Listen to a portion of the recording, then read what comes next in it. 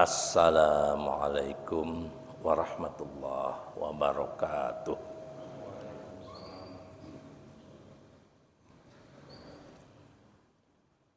Innal hamdalillah nahmaduhu wa nasta'inuhu wa nastaghfiruh wa na'udzu billahi min syururi anfusina wa min sayyiati a'malina. May yahdihillahu fala mudhillalah wa may yudlilhu fala hadiyalah. Asyhadu an la ilaha illallah wahdahu la syarikalah wa asyhadu anna Muhammadan abduhu wa rasuluhu la nabiyya ba'dah. Allahumma shalli wa sallim ala sayyidina wa maulana Muhammad wa ala alihi wa ashabihi ajma'in. Amma ba'd. Usikum wa iyaya bitaqwallah faqad fazal muttaqun. Hadirin yang dirahmati Allah,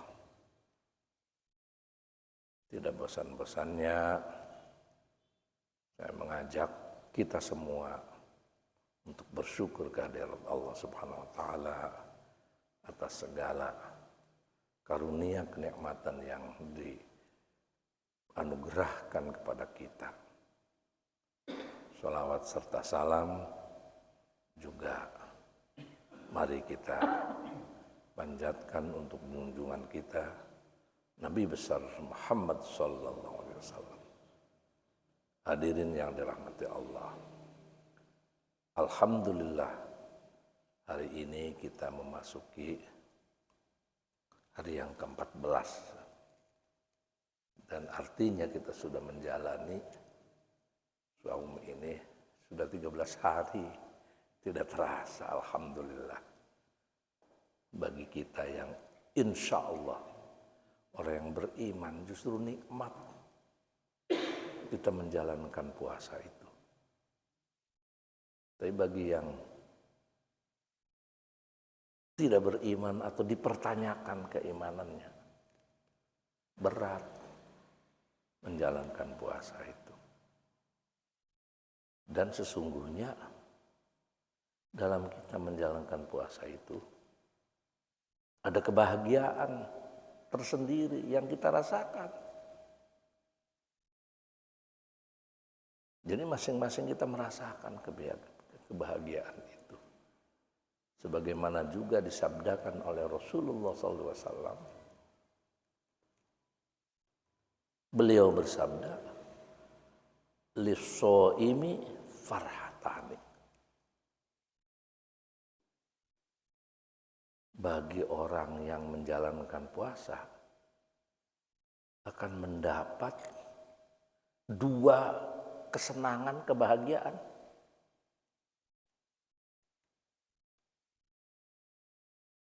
Pertama apa? Farhatun indal iftar. Satu kebahagiaan ini ketika berbuka. Iftar itu berbuka. Nah itu. Jadi coba kita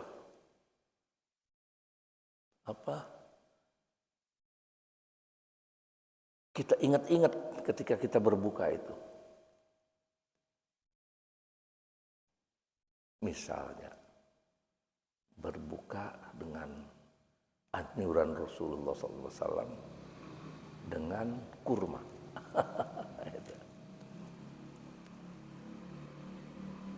Kan nikmat sekali itu.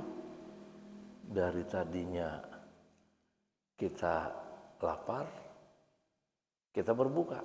Itu suatu kenikmatan, suatu kebahagiaan, suatu kesenangan sendiri. Berbuka dengan air, Rasulullah menganjurkan juga gitu. Kita meneguk air, tenggorokan kita ini basah. Kita merasakan kenikmatan yang luar biasa. Yang tidak memperoleh, orang yang tidak berpuasa itu tidak memperoleh kenikmatan seperti itu. Gitu. Makanya ketika kita berbuka, kita membatalkan puasa, kita beriftar dalam bahasa lainnya, dalam bahasa Arabnya itu iftar. Doa yang kita mohonkan kepada Allah itu karena seperti pernah beberapa hari yang lalu saya sampaikan bahwa puasa itu hanya bagi Allah.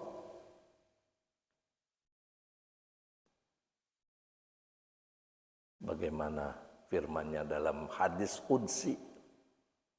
Allah berfirman, kullu amalu abdi lahu. Setiap amalnya hamba-hambaku itu ada manfaat baginya. Illa shaum, kecuali puasa. Ya di samping manfaat baginya, misalnya kesehatan dan sebagainya itu. Puasa itu katanya sabda firman Allah dalam hadis qudsi tersebut, illa shaum fa innahu li wa ana azzilah. Karena sesungguhnya saum itu adalah bagiku. Khusus wa ana azzilah, dan aku akan memberikan pahala, memberikan balasan kepada dia langsung. Itu. Nah, supaya kita memperoleh langsung dari Allah pahala ketika kita menikmati iftar, Rasulullah SAW mengajarkan kepada kita doa. Mudah-mudahan kita masih terus melakukannya. Doanya sangat tegas sekali. Allahumma laka sumtu. Nah, itu. Ya Allah, bagimu aku berpuasa. Bukan bagi siapa-siapa, hanya bagi Allah. Bagimu aku berpuasa. Allahumma laka sumtu. Wa bika amantu. Dan bagimu aku beriman. Karena kan kita diajarin bahwa kita puasa itu imanan waktu sabat. Makanya doanya bagimu aku beriman. Wa ala rizqika aftartu. Dan atas rizkimulah aku ini berbuka atau iftar. Rizki kita bisa iftar itu dua macam, Pak. Ada yang digunakan untuk iftar dan kita bisa iftar. Dua ya, dua dimensi, nggak bisa dipisahkan. Ada makanan, minuman yang mau kita makan, tapi kita tidak bisa karena kesehatan atau gangguan apapun, kan begitu, nggak bisa kan. Betapapun banyaknya di hidangan di meja kita, kalau kitanya nggak bisa atau kesehatan kitanya, atau karena oleh anjuran dokter tidak boleh memakannya, misalnya itu kan nggak bisa kita makan. Jadi yang kita syukuri itu dua macam, dua dimensi, dua sisi. Ada yang digunakan untuk iftar, makanan atau minuman, dan kitanya bisa, gitu. Nah, rizki dari Allah itu. Kita bisa makan juga rizki dari Allah, dan ada yang dimakan juga rizki dari Allah. Makanya wa ala rizqika aftartu. Biasanya umumnya sampai di sini. Tapi sebetulnya Rasulullah mengajarkan juga tambahannya, sambungannya. Setelah wa ala rizqika aftartu, kita berikrar zahabadz dhama'u. Hilang rasa laparku. Wabtallatil uruq,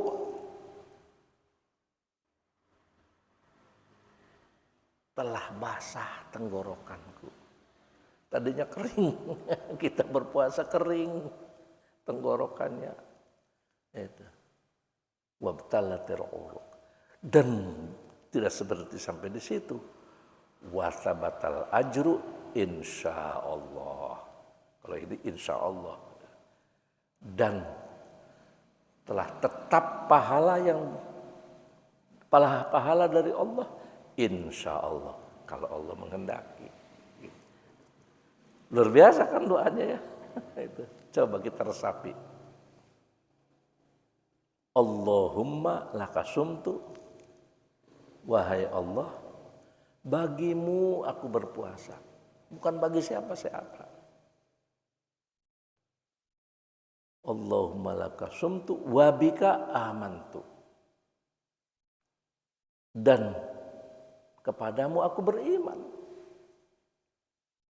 Wa ala rizqika aftartu, dan atas rizkimu aku berbuka. Zahabal dhama'u,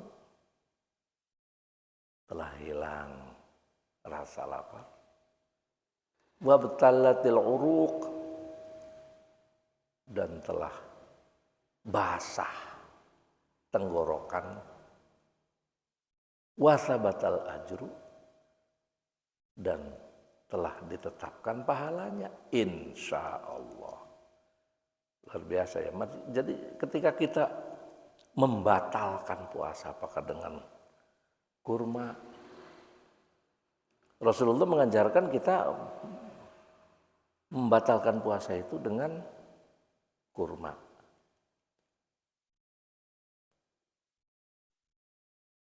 Atau yang manis-manis. Atau air.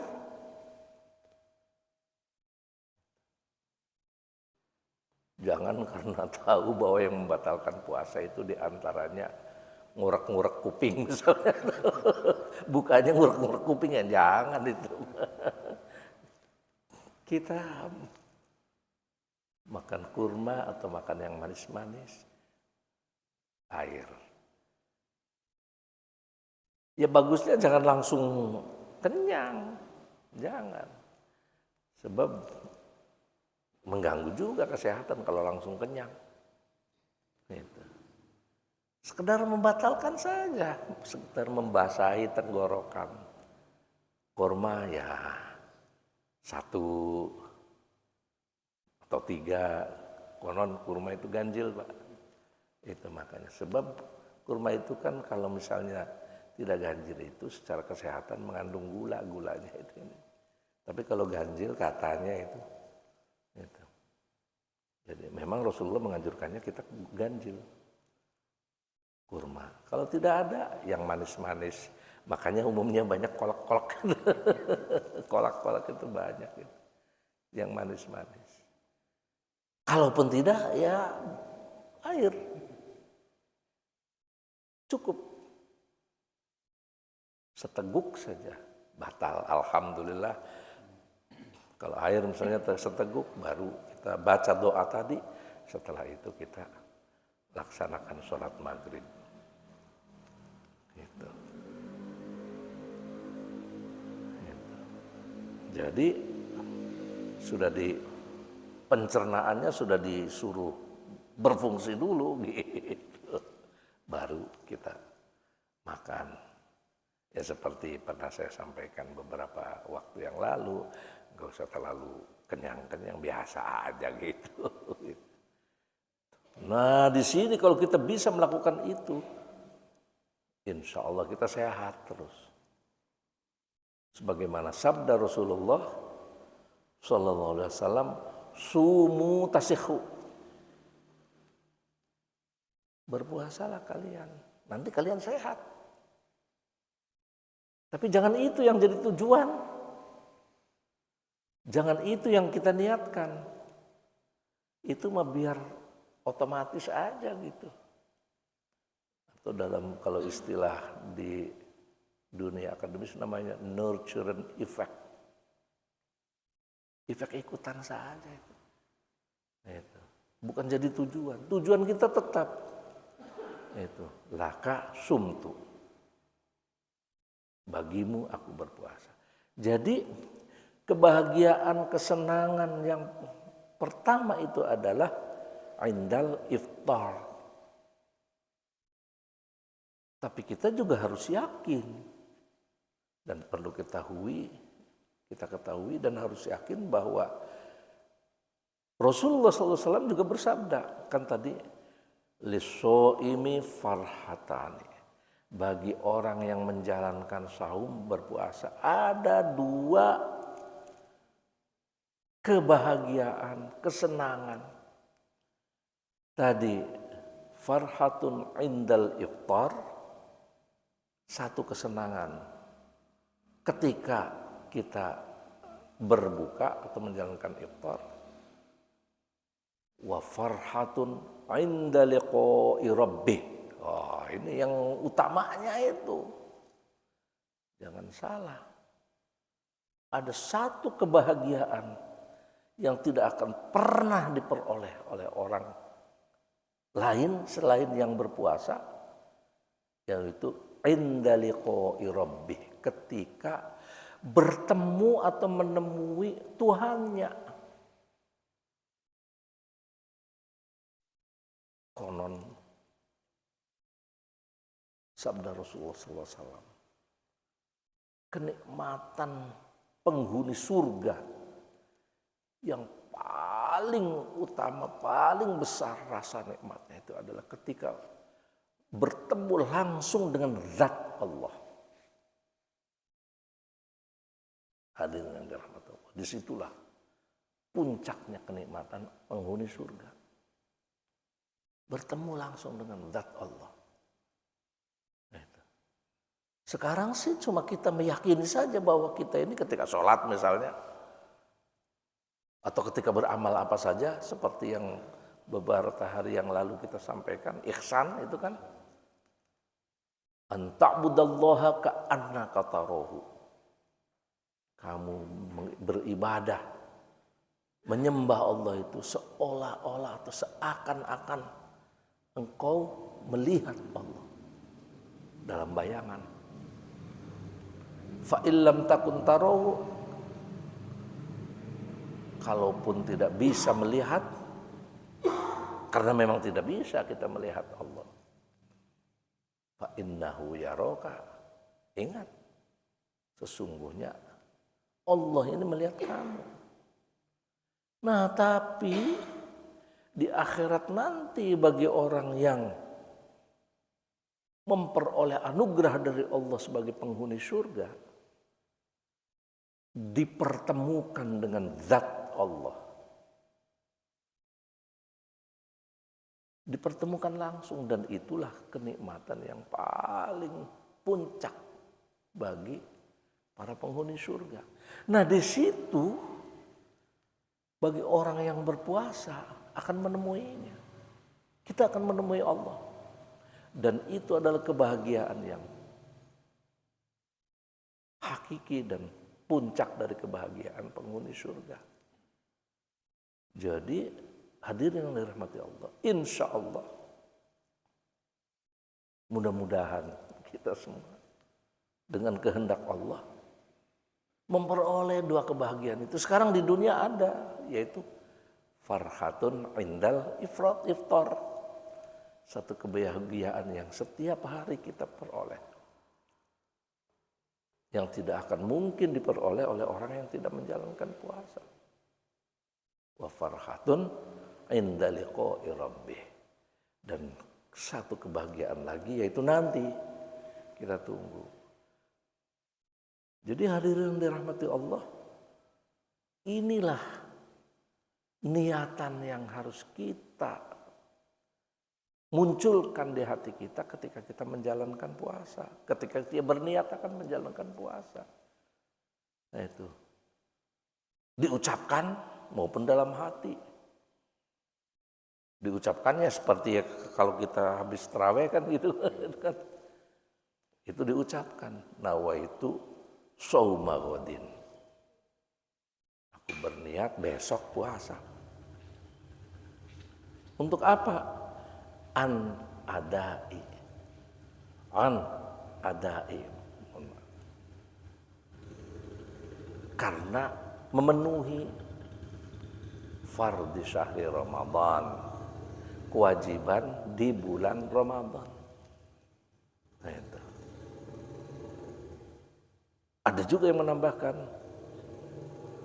imanan wahtisaban, karena beriman kepada Allah dan karena ingin memperoleh pahala dari Allah, memperoleh ridho dari Allah, lillahi ta'ala. Kalau diucapkan, kalau tidak ya yang penting kita besok saya puasa dalam hati. Nah, makanya kan dalam ilmu fikih itu dijelaskan an-niyatu, niat itu apa artinya? Definisinya apa niat? An-niyatu qasdu syai'in muqtaronan bi fi'lihi. Yang namanya berniat itu adalah bersengaja untuk melakukan sesuatu muqtaronan bi fi'lihi, bersamaan atau berbarengan dengan melaksanakannya. Itu dijelaskan lagi, wa amma talaffudzu bin niyah, adapun melafadzkan, mengucapkan niat dengan mulut, itu sunnah. Itu. Jadi artinya kalau dalam hati saja sudah jadi itu, sudah niat itu. Dan semua amal yang kita lakukan itu harus dengan niat, itu wajib. Kalau tidak sah. Itu. Dan perlu diketahui bahwa niat kita berpuasa itu, kalau puasa wajib Ramadan sebelum fajar. Jadi misalnya udah sahur kita baru niat, nggak jadi. Harus sebelum fajar. Tapi kalau puasa sunnah, sebagaimana dicontohkan oleh Rasulullah, bisa setelah fajar kapan saja. Sebagaimana dicontohkan oleh Rasulullah. Rasulullah itu nggak kayak kita loh Pak. Kita ini kaya. Ya, kita ini kaya. Kalau Rasulullah itu miskin. Kadang-kadang pagi-pagi setelah menunaikan sholat duha, tanya kepada istrinya di Madinah itu, di antaranya itu Aisyah, ada yang dimakan apa?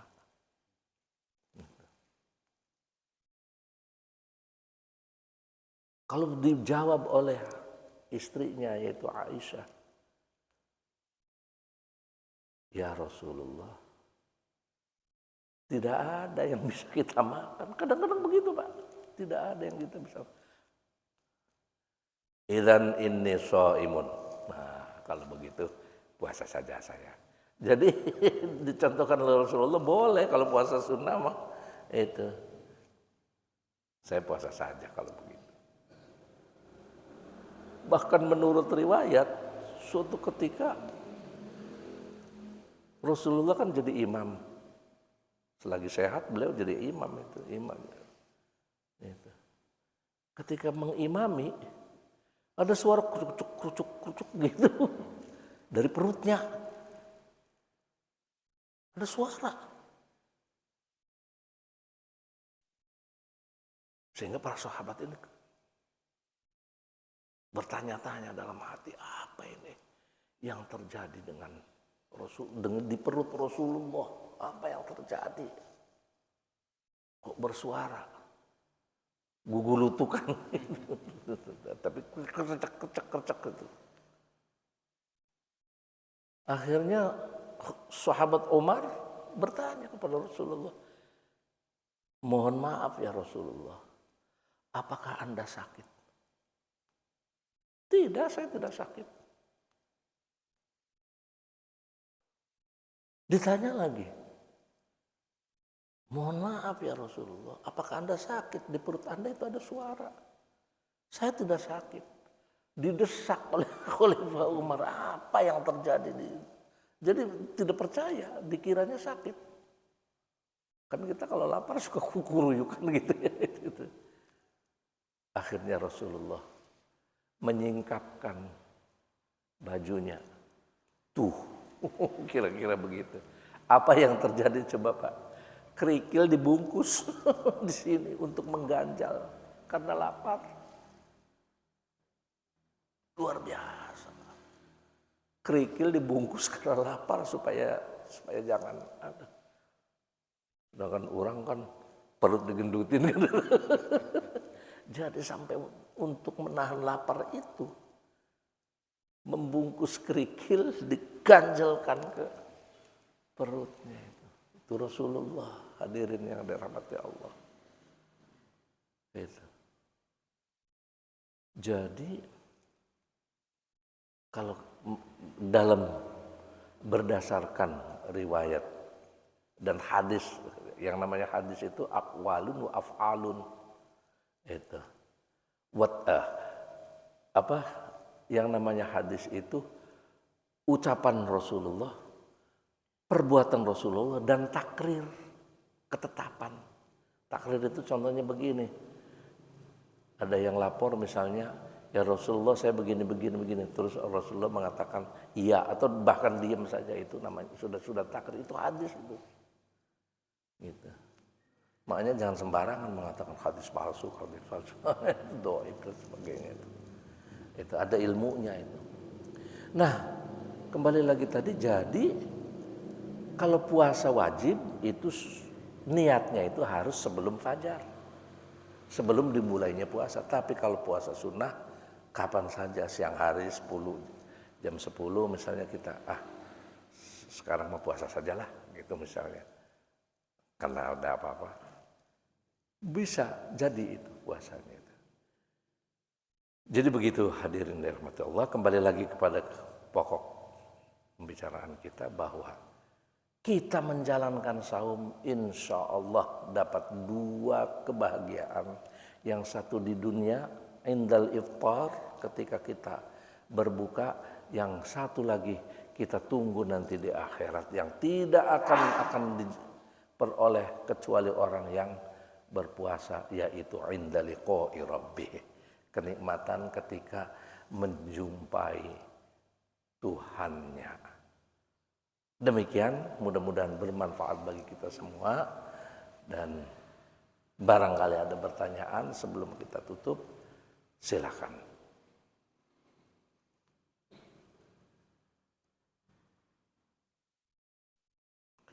Kalau tidak ada, mari kita tutup. Allahumma shalli wa sallim wa barik ala sayyidina Dhuhrina wa maulana Muhammad wa sallim wa radiyallahu tabaraka wa ta'ala an kulli sahabati rasulillah ajma'in. Allahumma inna nas'aluka ridhaka wal jannah wa na'udzubika min sakhatika wan nar. Allahumma innaka 'afuwun karim tuhibbul 'afwa fa'fu anna birahmatika ya arhamar rahimin.